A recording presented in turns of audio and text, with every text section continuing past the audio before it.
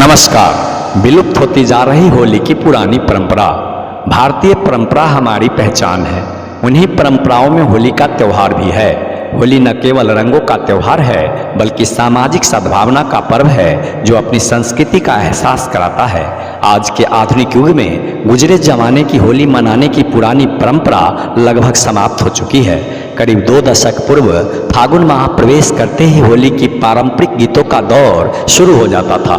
ढोलक व झाल के साथ परंपरागत होली गीत पर्व के आनंद को बढ़ा देते थे, लेकिन अब डीजे की धुन पर फूहर गीतों के चलन से होली गीत लुप्त होने लगे हैं। परंपरागत गीतों के बीच गांव के चौपाल में होने वाला हुड़दंग नहीं दिखाई देता।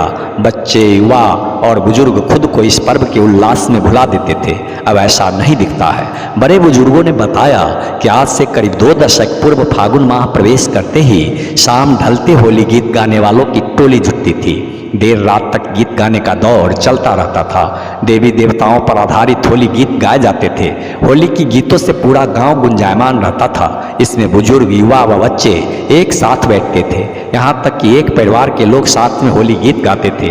इस दौरान महिलाएं भी गीत सुनने के लिए पहुंचती थी। आज के दौर में ज्यादातर ध्वनि विस्तारक यंत्र से होली गीत सुनाई पड़ते हैं।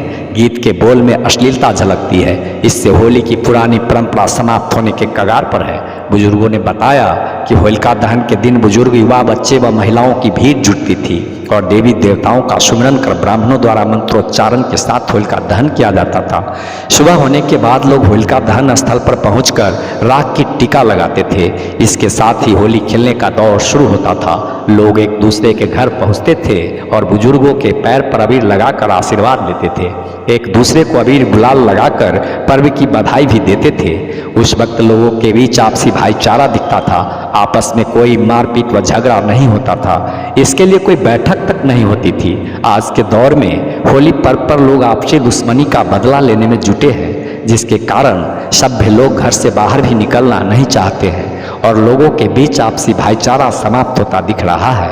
आज के दौर में होली पर्व पर 15 दिनों से पूर्व से शांति समिति की बैठक होती है और प्रशासनिक पदाधिकारी द्वारा पर्व को शांतिपूर्ण संपन्न कराने के लिए आदेश जारी किया जाता है। इसके साथ ही पर्व के दिन गली मोहल्लों में पुलिस जवान को तैनात किया जाता है। वही नहीं, अब होली के दिन ध्वनि विस्तारक यंत्र या फिर डीजे पर होली गीत बजाए जाते हैं। पारंपरिक गीत समाप्त हो चुका है और अश्लील गीतों का दौर शुरू हो गया है। इन गीतों की धुन में अश्लीलता भरा रहता है। इससे खासकर समाज की महिलाओं को शर्मसार होना पड़ता है।